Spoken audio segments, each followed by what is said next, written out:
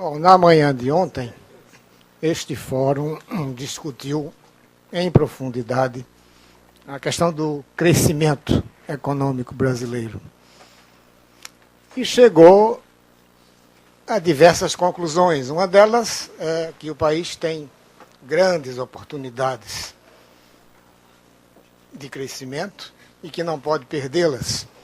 Outras envolvem uma série de obstáculos de curto, médio, longo prazos ao crescimento econômico. E creio que foi o professor Pastore que afirmou, ao final de sua brilhante exposição, que teme que o Brasil, na condição em que está, poderá ter crescimento muito baixo nos próximos anos. Ele citou um número em torno de 3%. Pois bem, eu vou tomar a minha apresentação, que se intitula Evolução Social de Longo e Médio Prazo do Brasil, para tentar responder a seguinte pergunta: qual é o papel do crescimento na evolução social de uma sociedade ou de um país? Utilizando para esse tipo de análise um índice, creio já, do conhecimento de grande parte dos presentes, um índice de desenvolvimento social, que é integrado de por um conjunto de subindicadores. É um índice complexo, o IDS. Ele tem um componente saúde, tem um componente educação, um componente trabalho ou emprego, e um componente rendimento e um componente condições de habitação. E esse índice se expressa de forma simples, ou seja, se expressa com uma nota que vai de 0 a 10. Vejamos, portanto, o retrato dele, do Índice de Desenvolvimento Social, para o Brasil, nesse período de 40 anos, que vai de 1970 a 2010. A primeira constatação é que o Brasil era um país de baixo nível de desenvolvimento social no ano de 1970. Nota 3,65.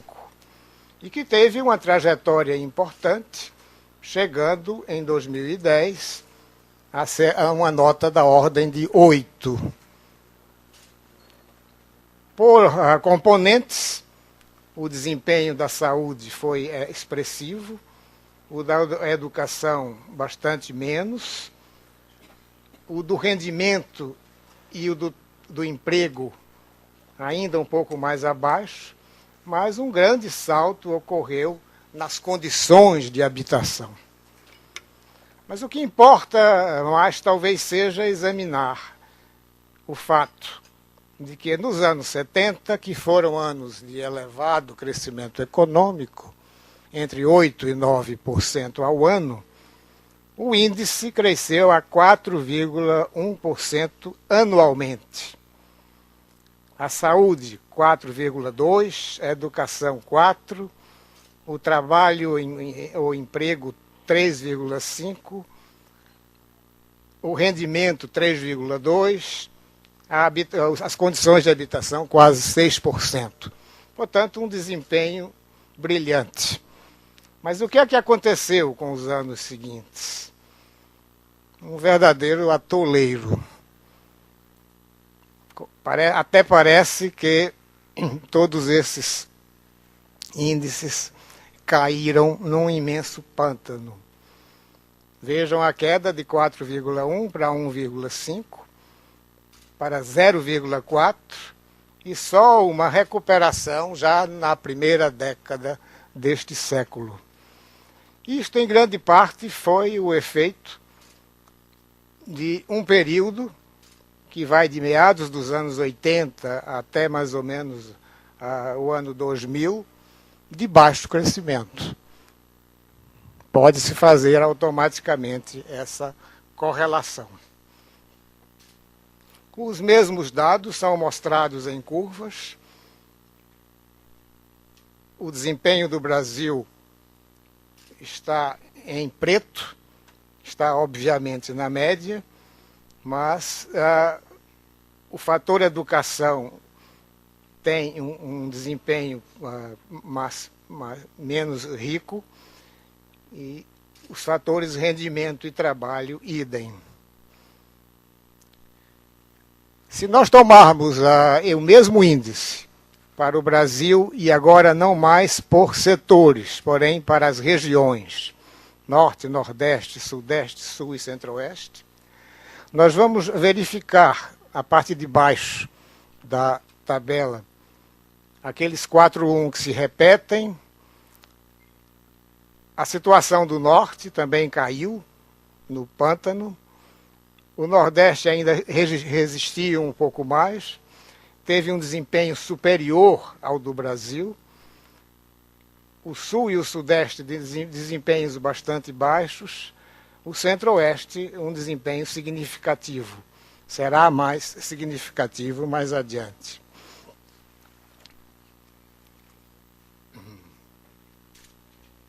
Essa é a curva regional. O Nordeste está embaixo, mas há uma convergência nítida do indicador à medida que se evolui no tempo, o que é uma qualidade que vai aparecer em outros indicadores desta natureza. Vamos deixar de lado o componente educação e também o componente capital humano. Vamos tratar da desocupação ou do desemprego. Em 1970, nós tínhamos uma taxa de desemprego da ordem de 10% para o Brasil. Quase 16% para o Nordeste, foi um ano de seca. Essa taxa de desocupação caiu brutalmente durante a década, em função do emprego gerado pelo crescimento econômico. Em 1980, 2,2%, uma virtual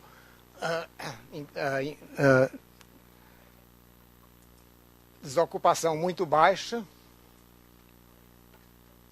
inclusive no Nordeste, a despeito de ser mais uma vez ano de seca, no Sudeste, no Sul e no Centro-Oeste.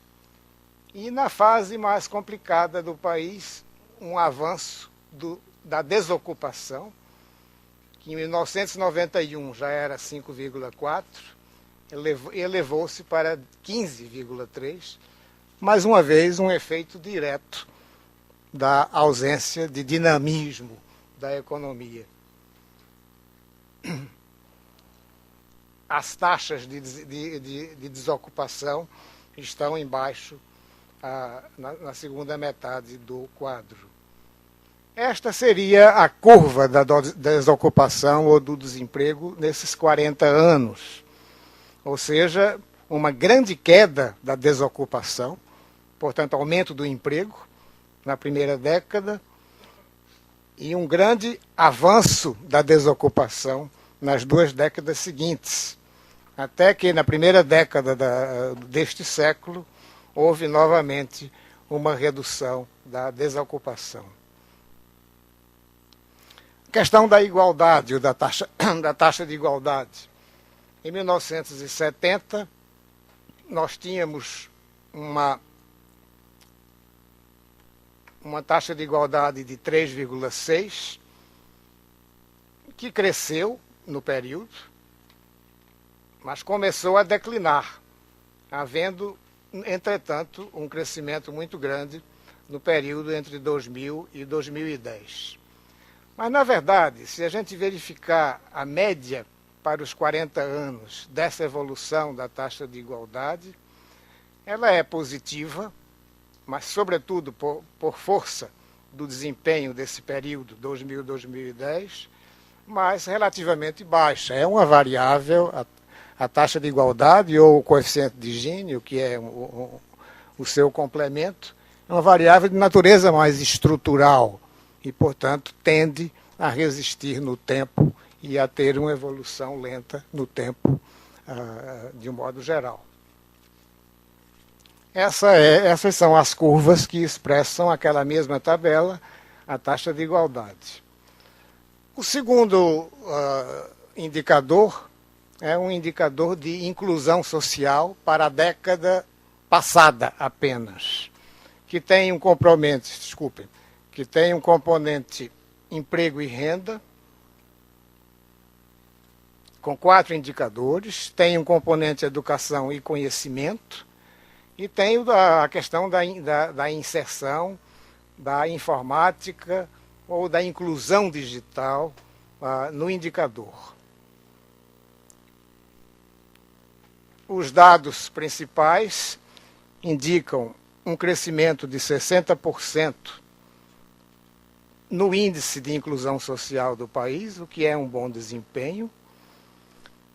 Com o componente emprego e renda tendo também um bom desempenho, esta foi a década de recuperação das taxas de emprego, com baixo componente educação e conhecimento, baixo em termos relativos, e um grande avanço no componente informação e comunicação, que inclui, por exemplo, telefones, que inclui computadores, que inclui acesso à internet, ou seja, os meios modernos de informação e de comunicação.